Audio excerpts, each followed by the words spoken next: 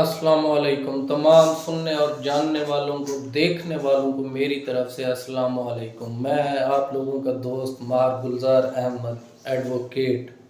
ناظرین، کل مورخہ 5/3/2023 کو دو بڑوں میں ایک فیصلہ طے پایا کہ عمران خان کو ہر صورت میں گرفتار کیا جائے، چونکہ ان میں سے ایک بڑے نے نواز شریف جو کہ لندن میں بیٹھے ہیں ان سے وعدہ کر رکھا تھا کہ وہ ہر صورت میں عمران خان کو گرفتار کر کے نااہل بھی کریں گے اور شاید جان سے بھی مار دیں۔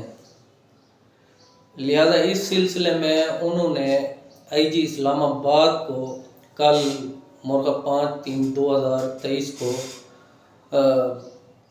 ایک عدالت سے توشہ خانہ ریفرنس میں وارنٹ گرفتاری جاری کروا کر دیے تاکہ آپ ہر صورت میں محترم عمران خان نیازی صاحب کو، جو کہ پاکستان تحریک انصاف کے بہت ہی بڑے لیڈر ہیں، ان کو گرفتار کر کے عدالت میں پیش کریں تاکہ ان پر مزید مقدمات بنائے جا سکیں اور انہیں نااہل بھی کیا جا سکے۔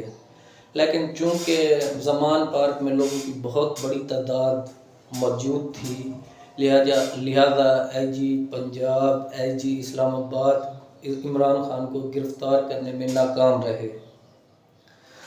ناظرین، اسی طرح کا ایک اور وارنٹ بھی جاری ہوا ہے جو کہ رانا ثناء اللہ کے خلاف جاری ہوا ہے۔ لہذا اس رانا ثناء اللہ کے بارے میں پتہ نہیں قانون خاموش ہے یا کیا ہے، یا چونکہ وہ حکومت میں بیٹھے ہیں اس لیے وہاں تو کوئی ایسی قانونی کارروائی نہیں کی گئی۔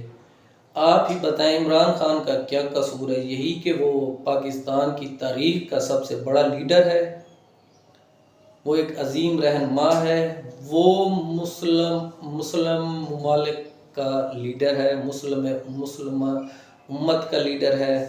اس لیے عمران خان کو گرفتار کر کے پاکستان کی سیاست سے آؤٹ کیا جائے، جو کہ خلاف قانون، خلاف انصاف ہے۔